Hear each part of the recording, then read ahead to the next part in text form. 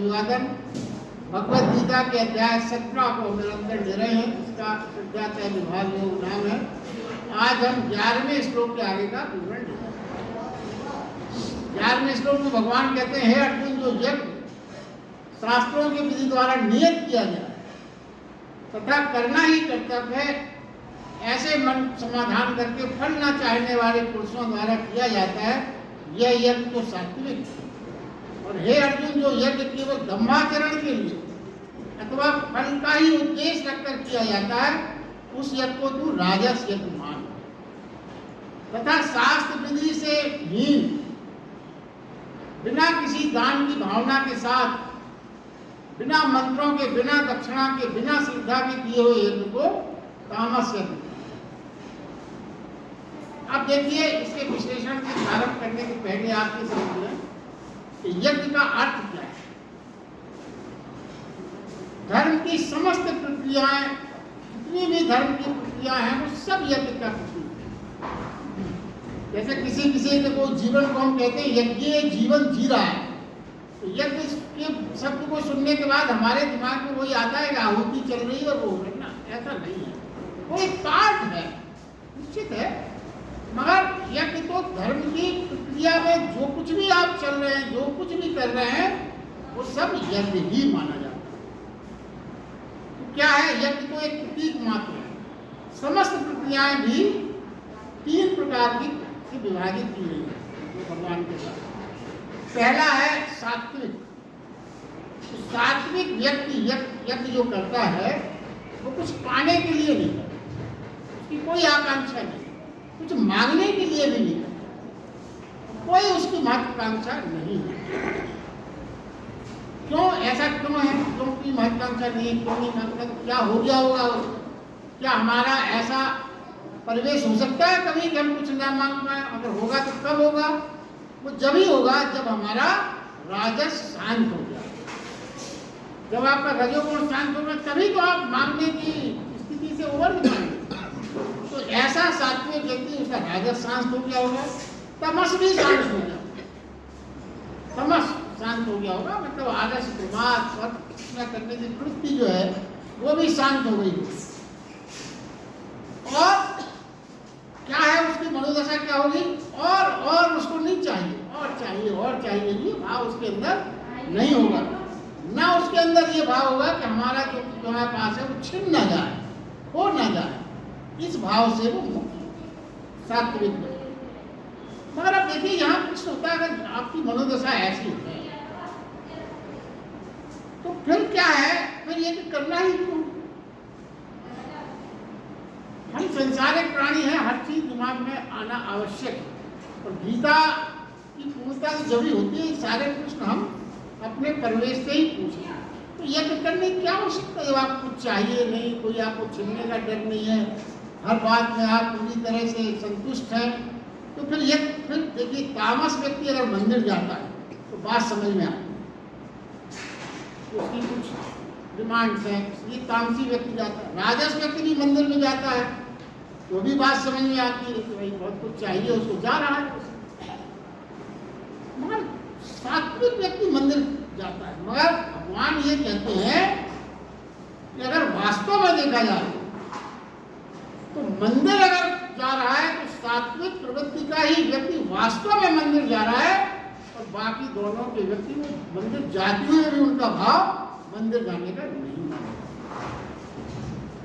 क्योंकि बाकी दोनों नहीं जाते, क्यों? सात्विक मात्र क्यों जाता? क्यों सात्विक मात्र क्यों जाता है? सात्विक मात्र जाता है धन्यवाद के, अनुग्रह के कारण, अहोभाव का आनंद प्रकट करने के लिए कि मैं कितना अच्छा जीवन जी रहा हूँ, आपकी कृपा है, धन्यवाद है, अहोभाग्य है मेरा जो मैं आपके समक्ष आ रहा हूँ। यज्ञ के समर्पण भाव से जाता है। जैसा शास्त्रों में कहा गया है कि वो कर्तव्य समझकर सब कुछ कर रहा है, और उसके भाव कैसे? निरंकारी भाव है, कोई अहंकार नहीं। तो वास्तव में मंदिर तो वही जा रहा है, बाकी सब तो क्या है? और क्या है उसका भाव सात्विक व्यक्ति का? सद्गुरु कहता है इसलिए करना है, सद्गुरु ने उसको जो निर्देश दिए हैं वो उसी प्रकार से काम कर रहा है, श्रद्धा से करना है। शास्त्र विधि से करता है वो जो कुछ भी करता है। क्या विशेषता क्या होगी? उसे कोई जल्दबाजी नहीं होगी। जल्दबाजी का मतलब क्या है? जल्दी से ये काम निपटा लो, मंदिर का या जो भी यज्ञ का काम है, बहुत से और जरूरी काम पड़े सब निपटाना है, जल्दी जल्दी करो इसको। इस भाव में वो नहीं रहता। अधिकांश लोग इसी भाव में मंदिर जाते हैं। तो एक क्रम है, जैसे आप नाश्ता करते हो, चाय पीते हो, वैसे ये क्रम मंदिर का है। मंदिर में प्रवेश करेंगे, जल्दी जल्दी जल्दी जल्दी, देर हो रही, वहाँ दुकान खोलना है, कोई ऐसा ना काम ना गया हो, ऑफिस के लिए लेट हो रहा है, मतलब निपटाओ इसको जल्दी से जल्दी। इस भाव में दूसरे बहुत से जरूरी काम करना है। तो फिर क्या है इसका मतलब? क्या हुआ? जीवन में हमने प्राथमिकताएं कुछ और नियत कर रखी है। वो प्राथमिकता नहीं है जहां हम पहुंच गए। प्राथमिकताएं तो हमारे जीवन की कुछ और हैं, ये बड़ा स्पष्ट है। जरा विचार करें कि हमारी प्रार्थना श्रद्धा और शास्त्र से नहीं निकलती। जो तामस और राजस व्यक्ति का जाएगा, उसकी जो श्रद्धा और शास्त्र से नहीं निकली, उसकी श्रद्धा तो कहां से निकली? श्रद्धा जरूरत से निकली, मांग के हिसाब से निकली, श्रद्धा से नहीं निकली। प्रार्थना और जो उसकी है वो शास्त्र अनुसार नहीं है। क्या है? जो उसकी मांग है, जो उसकी जरूरतें हैं, उससे निकली है उसकी श्रद्धा। अब वो क्या है?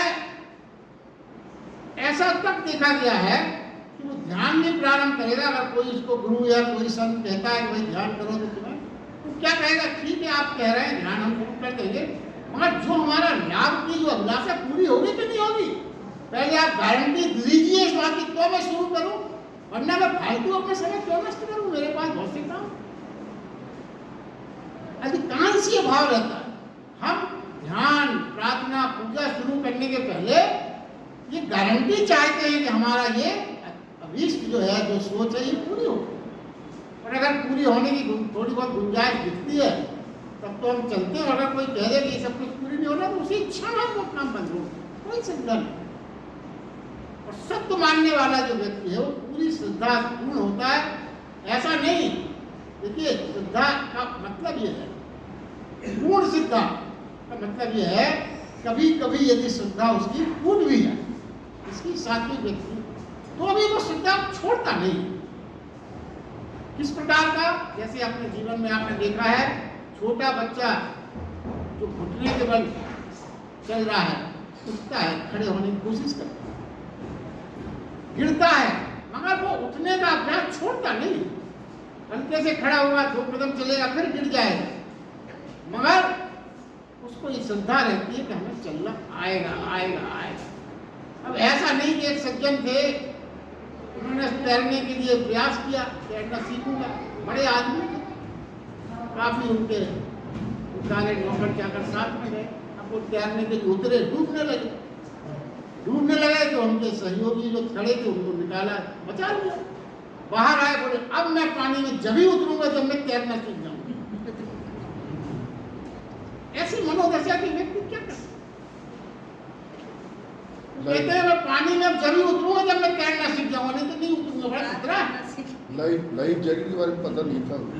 तो ध्यान सत्य से अनुप्राणित हो तभी मिलेगा। और एक जीवन का सूत्र जो कई बार अपन दोहरा चुके हैं, मांगोगे तो नहीं मिलता, ना मांगोगे तो बहुत मिलता। ये ईश्वरी सूत्र। क्योंकि देखिए क्या है इसमें रहस्य, सेंटेंस में रहस्य ये है कि आप मांगोगे तो आपकी मांगने की निश्चित एक सीमाएं होंगी, एक सीमा से ज्यादा आप नहीं मांग सकते। क्या मांग लोगे आप, कितना मांग लोगे?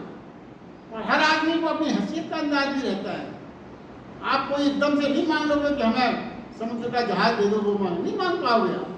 मिलता भी होगा तो भी नहीं मांग पाओगे आप। हवाई जहाज मिल जाए हमें, कोई नहीं मांगता। आपकी सीमा है, मगर जब आप देने का काम उस असीम के ऊपर छोड़ दोगे तो आपको देने मिल जाएगा जिसकी कल्पना भी आप। सही बात है, क्योंकि वो तो असीम देता है, असीमित है। आप उस स्तर की मांग नहीं कर सकते जिस उसकी जहां आपकी सारे मांगों की सीमाएं समाप्त होंगी, वहां से उसका देना प्रारंभ होगा। ये मनोवैज्ञानिक रहस्य इसमें छिपा होगा। हम और आप सोचते हैं बिना मांगे कौन दे देगा, बिना मांगे क्या करेगा, बिना मांगे भिखारी को आप क्या दे देते हो?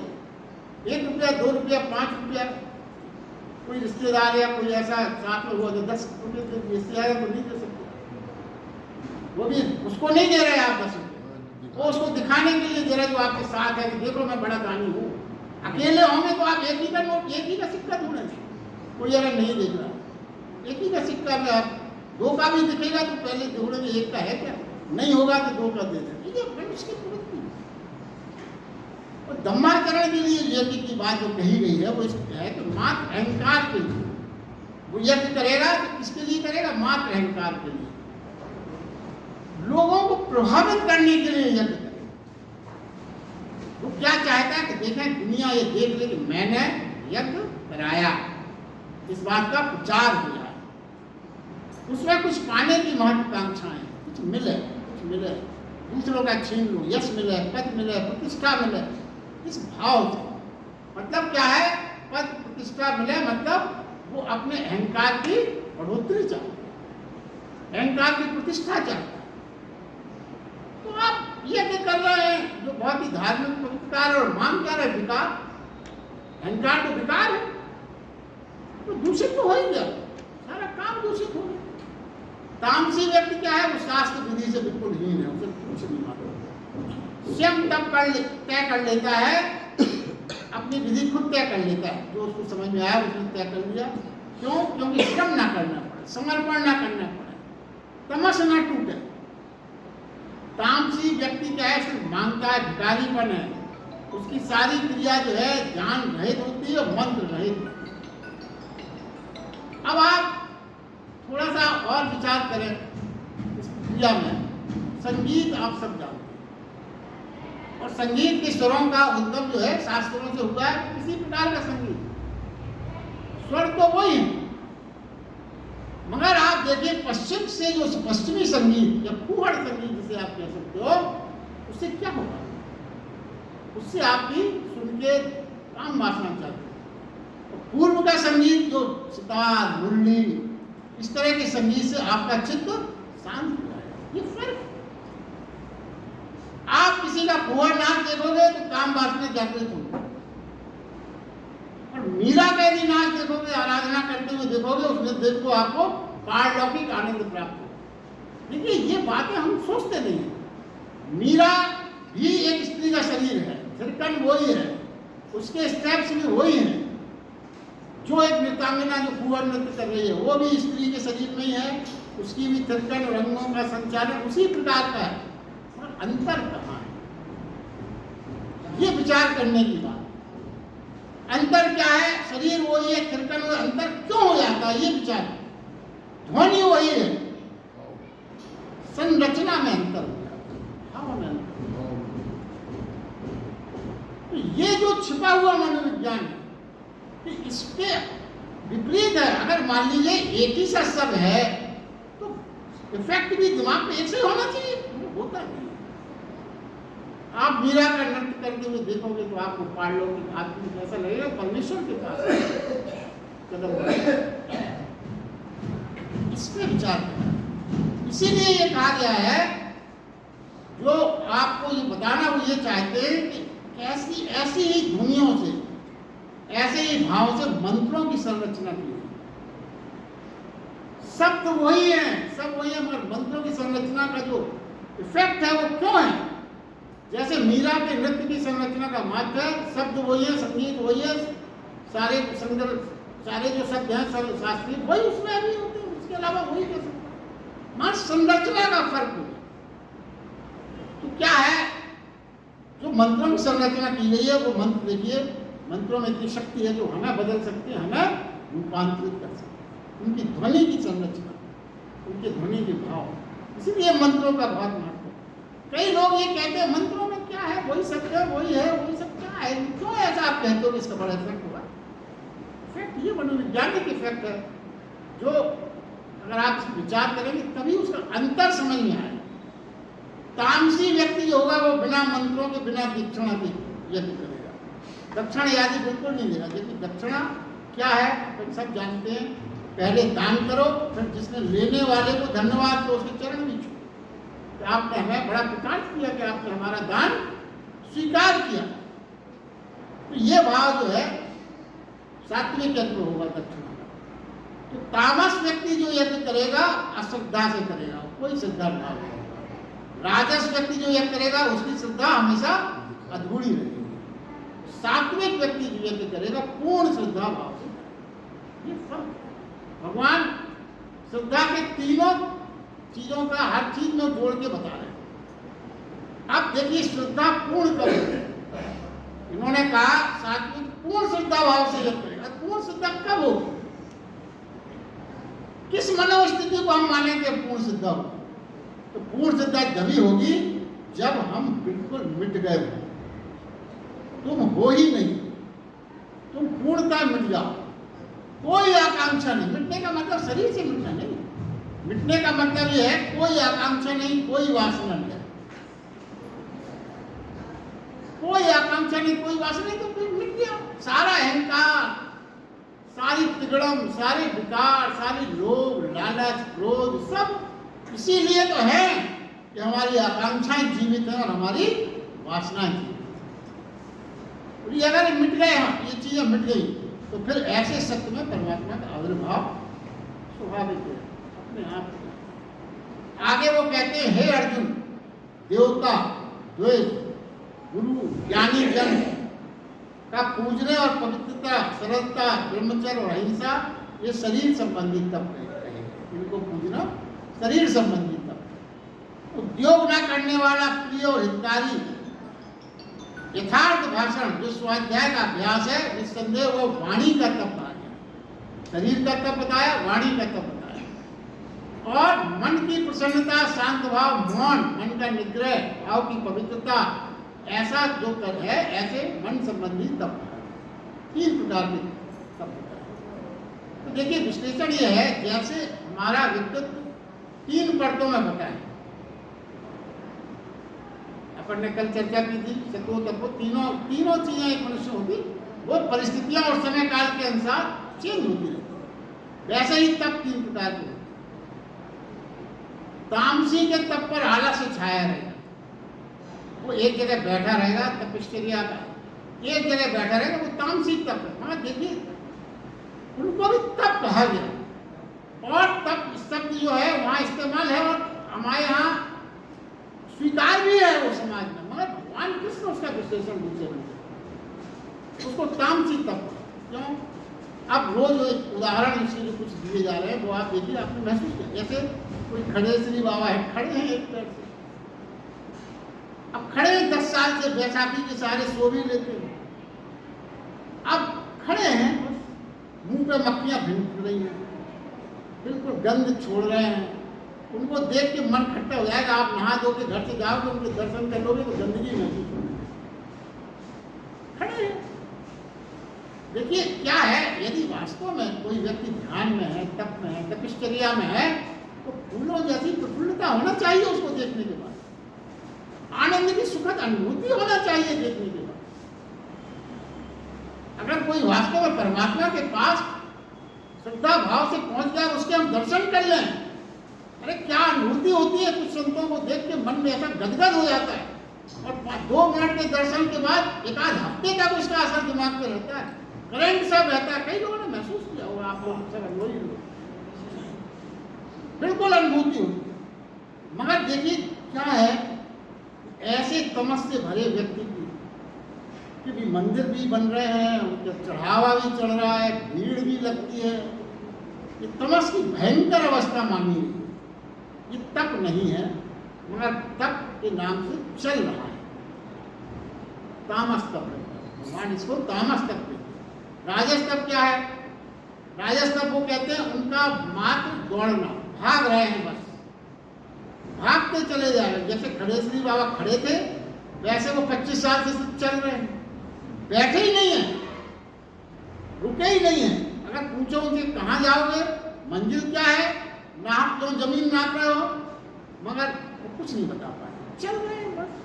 कोई मंजिल का नहीं पता, कोई उद्देश्य नहीं है, कुछ नहीं है। मगर देखिए वो ही पूजे जाते हैं, उनकी ही पूजा होती है, उनका तप है। वो यही समझते हैं कि हम तप कर रहे हैं, मगर ऐसे तप को भगवान ने तो अस्वीकार किया। राजस तप का नाम दिया। और सत्य तब क्या है? ये राजस और तमस के बीच को एक संतुलन रखता है।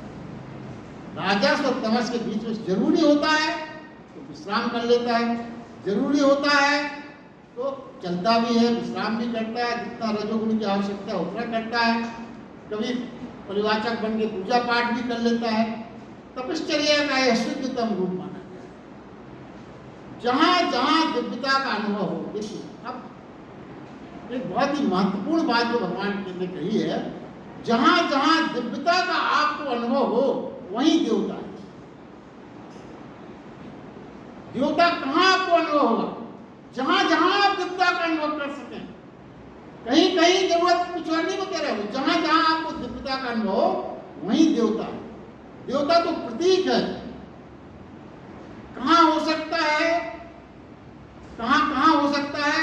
यदि आपकी नेत्रों की क्षमता विकसित हो जाए, वो कहते हैं, तो सब जगह आप दिव्यता के दर्शन कर सकते हैं।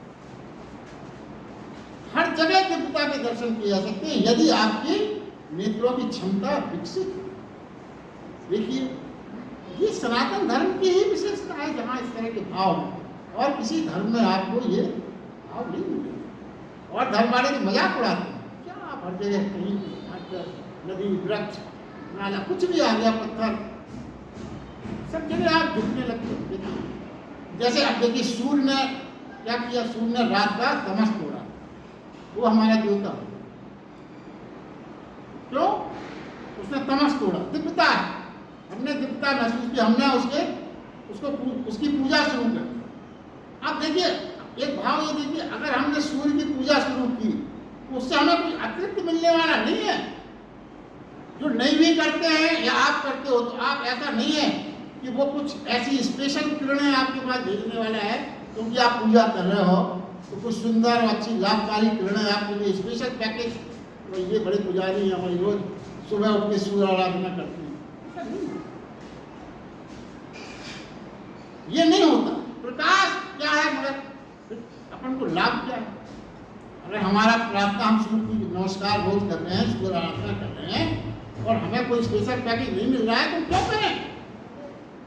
क्या फायदा हुआ? फायदा होता है। क्या फायदा होता है? हमारे जीवन में एक संकल्प आता है, प्रकाश लाना है, अंधकार को तोड़ना है। ये भाव हमारे अंदर जागृत होता है सूर्य की आराधना करने से। तमसो मां ज्योतिर्गमय, यही तो सूर्य की पूजा है।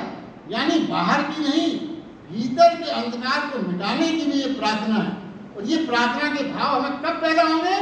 जब हम सूर्य की आराधना करने का अभ्यास करें। ये लाभ, कोई अलग पैकेज नहीं आ रहा किरणों का, मगर ये भाव आपको मिलेगा जब ही तमसो मां ज्योतिर्गमय का, जब आप सूर्य की आराधना का क्रम अभ्यास प्रारंभ करें। देखिए, हम हमेशा प्रार्थना में क्या करते हैं? मुझे ले चल अंधेरे से प्रकाश की ओर, ये भाव। अब वृक्ष में फूल खिले तो आपके मन में नमन का भाव आया, वृक्ष देवता क्यों आया? अरे साधारण सी चीज है, फूल खिल रहे हैं, बगीचे में खिल रहे हैं, गमले में खिल रहे हैं, मगर आप उसके खिलने के पीछे जो परमात्मा का रहस्य छिपा हुआ उसको नमन कर रहे हैं। एक सृजन की प्रक्रिया जो चल रही है फूल खिलने में। इस सृष्टि में जो भी सृजन हो रहा है वो परमात्मा की चेतना और परमात्मा की शक्ति के आधार पे ही हो रहा है। वरना एक छोटा सा बीज विकसित हो गया, बढ़ गया, कौन सी शक्ति थी? जमीन की कठोर जमीन को चीर के बाहर आ गया फूल और फल। तो उस समय वो आपको ये ध्यान करने की बात कह रहे हैं कि आप उस समय उस फूल खिलने का फूल को न देखें, उस फूल के सृजन के पीछे जो परमात्मा चेतना शक्ति छिपी है उसको नमन कर रहे हैं। ये मुख्य बात है जो वो कहना चाहते हैं। तो क्या हुआ? आपने वहां नमन किया तो वृक्ष को नमन कर रहे हैं, मगर वास्तव में आप किसको नमन कर रहे हैं? देवता को नमन कर रहे हैं, जिसके देव शक्ति और चेतना की वजह से वो फूल खिल रहा है। वृक्ष है, नदी है, पहाड़ है, सूरज है, चंद्रमा है, सब देवता है, सब इसी भाव से देवता। क्यों? सारी चीजों के बीच में देखिए सब चीजें, मगर राज देवता में नहीं है, ये भी समझना। जो सीक्रेट छिपा है वो देवता में नहीं छिपा है, वो कहाँ छिपा है? आपके भाव में। आपके भाव के कारण वो देवता आपके सामने है। गंगोत्री, हिमालय, कैलाश, जहां भी आंख उठाओ हर जगह देवता का निवास आप कर सकते, आभास कर सकते। देखिए हमारी संस्कृति कैसी है, जरा एक बार आप सोचो। कभी कभी बड़ा माखन उड़ाया, पत्नी या बहू घर में आई, लक्ष्मी आ गई, पति है परमेश्वर है। अरे काय के परमेश्वर? परमेश्वर हो गया, पति हो गए, परमेश्वर हो गए। मगर देखिए ये अपनी संस्कृति ऐसी ऐसे नहीं कह दिया गया। आज अपन उसका मजाक उड़ाते हैं, बहू लक्ष्मी है, ये परमेश्वर है, माँ बाप भगवान का स्वरूप है। क्या है ये सब? इसलिए है कि हमें दिव्यता के भाव का अभ्यास हर क्षण प्राप्त होता रहे। पति को परमेश्वर आप कह रहे हो तो परमेश्वर के पास आप हो, पति को छोड़ दो। आप अपने पति में परमेश्वर की कल्पना करिए, पत्नी में लक्ष्मी माँ की कल्पना करिए।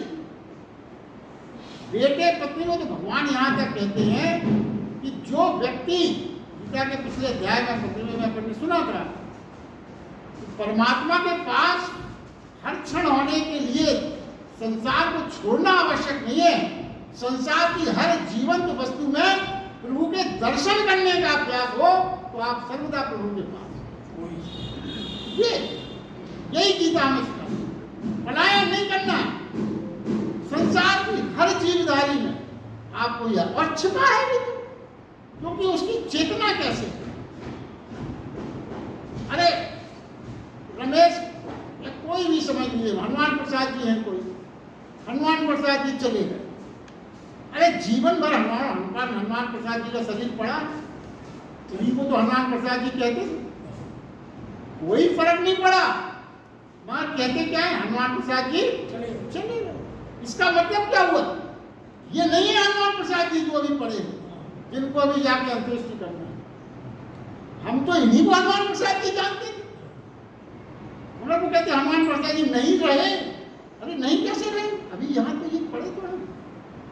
मतलब कोई चेतना अलग है, जिस चेतना की वजह से हनुमान प्रसाद ये सक्रिय जीवन जी रहे, उसको प्रणाम करना।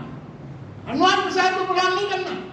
और अगर आपने हनुमान प्रसाद के भीतर उस चेतना का आभास पा लिया जिसकी वजह से हनुमान प्रसाद सक्रिय थे, तो फिर हनुमान प्रसाद में आपने परमात्मा के दर्शन कर लिए।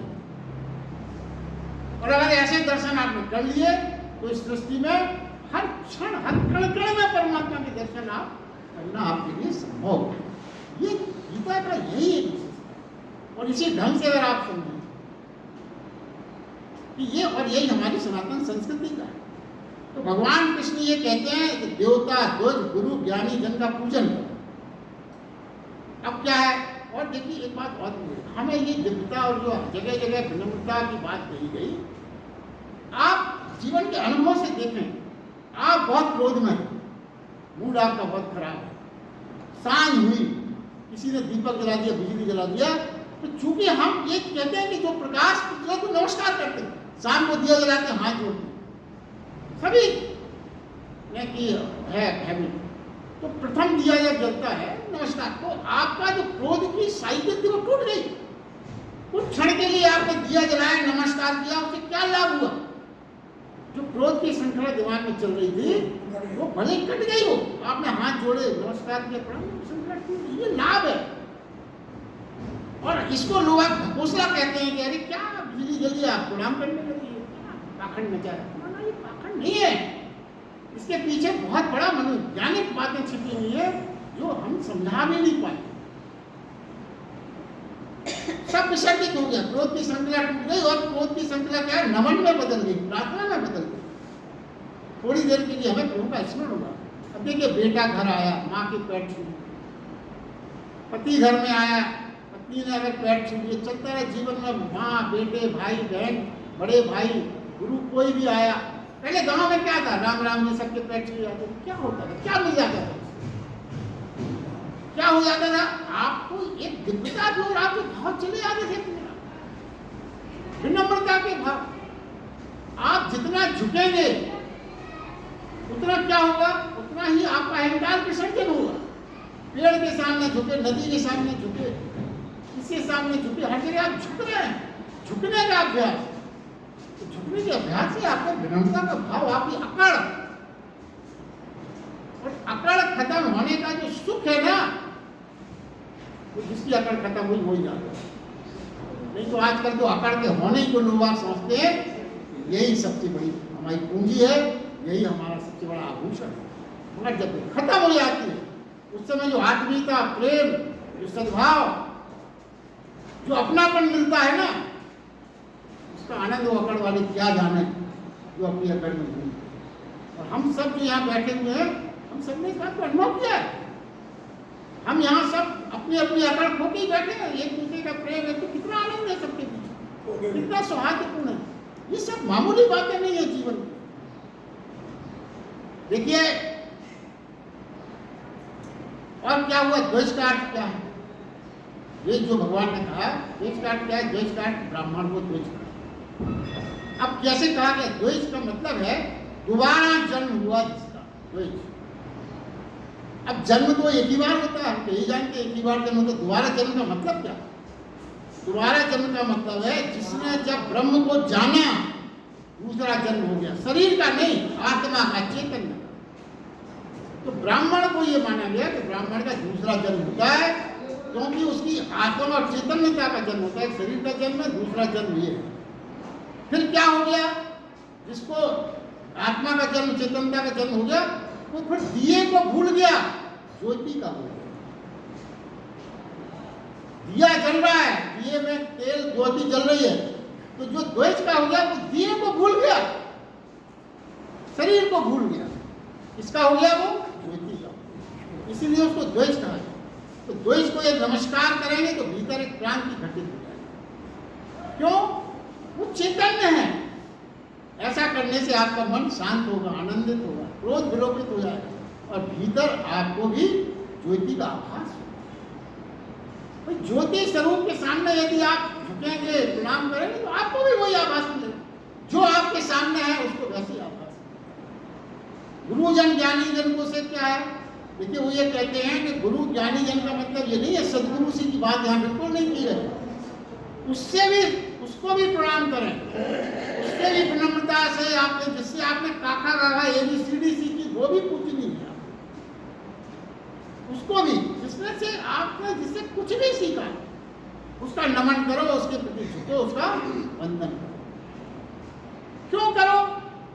उसका तो जो होगा हो गई, आपको आशीर्वाद देगा वो देगा, कुछ दिया।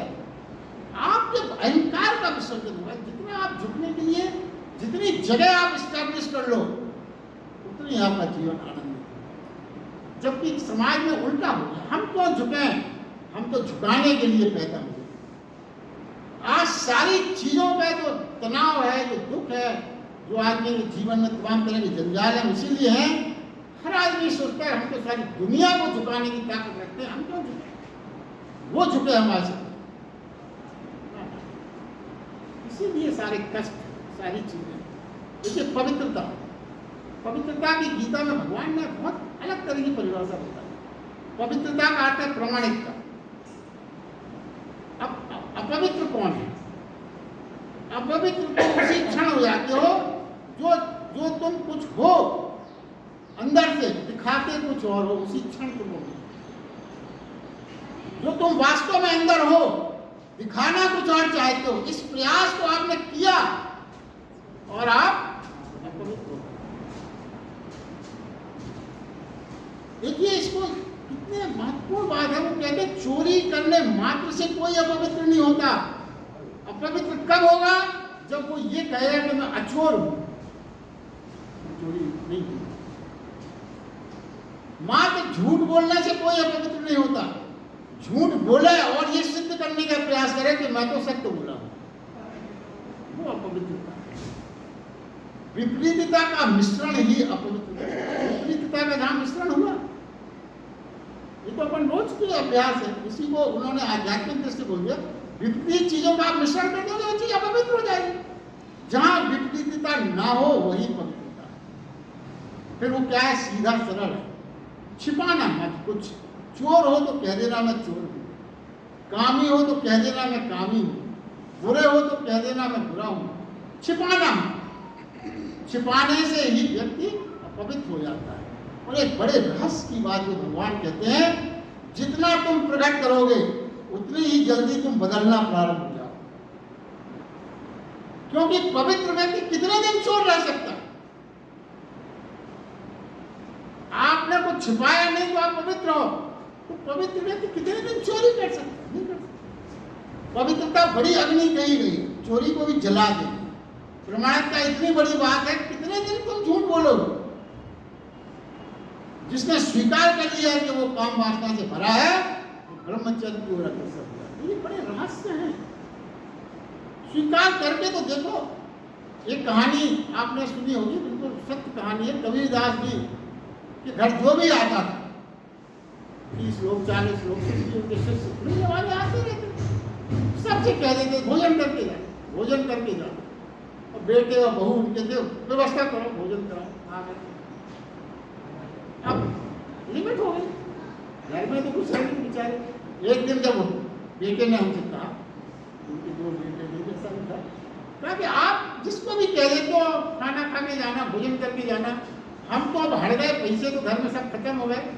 वो दुकान से जहाँ सामान लाके थे उसने उधार देना बंद कर दिया, ये तो पिछला हिसाब नहीं करो तो कहाँ से खाना खिलाए? अब चोरी करें क्या आपके लिए? अरे रविदास जी कहे चोरी करने से काम बन जाएगा। हाँ, चोरी करना पड़ेगा, क्या करेंगे? तो ठीक है, करो चोरी, चलते हैं। अब लड़के को ये लगा कि ये तो ऐसे कह रहे हैं, चोरी थोड़ी करेंगे, इतने बड़े संत हैं, कैसे चोरी करने को तैयार हुए? मजाक कर रहे थे। हमने कहा चलो देखते हैं। आधी रात हो गई, उसने कहा आधी रात के समय हो गया, चले चोरी करने। उसने कहा मना करेंगे, अरे हमने वैसे ही कह दिया। बोले हाँ, अरे बिल्कुल चलो, सामान वामान सब रख लेना, हाँ कुछ जरूरत पड़ती हो चल दिएगा। लड़की को बड़ा आश्चर्य हुआ कि कैसा मेरा पिता है, इतना बड़ा संत कहलाता है, चोरी करने को तैयार हो गया। वहां गए साहब, एक घर में जहाँ उनको मालूम था कि गेहूं की बोरियां रखी, पीछे से दीवार तोड़ना शुरू। तो अब रोकेंगे, क्या कर रहे? मैं नहीं रोका, बल्कि वो खुद ही तोड़ने लगे। एक बोरी 2 बोरी निकाली, रख ली। अब हो गई चोरी। बोले हाँ, अरे बोले अभी कहाँ चोरी हुई? लड़के बोले अब क्या बचा, वो तो गई, नहीं चलना है। ना ना ना, अभी नहीं हुई, अभी मैं जाके घर के मालिक को बता के आऊं कि मैंने तुम्हारी बोरी चुरा ली। ये सरल। अब बेटों ने सिर ठोक दिया, बोले बताओगी तो क्या? बोले नहीं, ये तो ठीक नहीं है, नहीं हमको बताए जाते हैं कि हमने आपके यहाँ से आज 2 बोरी गेहूं की चुरा के हम लिए जा रहे हैं। अब बताइए, ऐसे व्यक्ति को आप चोर करें? इतने सरल व्यक्ति को आप चोर कह सकते? इसलिए कि क्या है, देखिए, पहले पवित्रता सरलता यानी जीवन के सभी संवेगों को बच्चों की तरह ऐसी सरलता आ जाती है। यदि आप पवित्र हैं, इस भाव से जीवन जी रहे हैं, तो आप में सरलता आ जाएगी। फिर उससे क्या लाभ होता है? अगर आप सरल हैं, सहज हैं, तो धीरे धीरे आप सबके प्रिय हो जाएंगे, या तो फिर मार सबको ही अच्छे लगे, सबको आप अच्छे लगे। देखिए, अगर ऐसा व्यक्ति जो सरल होता है, सहज होता है, और इस तरह से जो बातों को लेता है, एक तो वो क्रोधी होता नहीं, मगर यदि उसको कभी उबाल आ गया, उसने कभी क्रोध दिखा भी दिया, तो मालूम है उसके आसपास के लोग क्या कहेंगे? ये प्राणी जटिल नहीं है, तो बहुत सरल है, आ क्या होगा? देखिए, कई संत महात्माओं साधुओं का कभी कभी बड़ा क्रोध दिखाई पड़ता है, तो अभी वो बुरा नहीं मानते उनके सामने वाले। महात्मा जी हैं, बहुत सरल है, आ गया, थोड़ा उबाल आ गया, अपने आप शांत हो जाए। इतनी सरलता होती है उनके क्रोध का भी लोगों पे रिवर्स इफेक्ट नहीं दिखाई पड़ता। मगर प्रारंभ में कठिनाई होती है, मगर वास्तव में क्या है, परम लाभ ऐसे ही व्यक्ति को जीवन में उपलब्ध होता है। ये अपने आप में यथार्थ सब।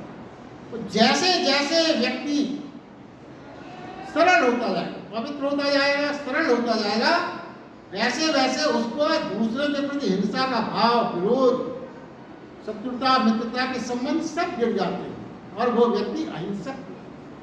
अहिंसक वही व्यक्ति हो सकता है जो पवित्र हो, सरल हो, वही अहिंसक हो सकता है। और अहिंसक अपने में जीता आनंद में भीतर का सुख उसे प्राप्त होता है, और दूसरे शब्दों में उसे स्वर्ग का सुख प्राप्त होता है। आज के लिए बस इतना ही।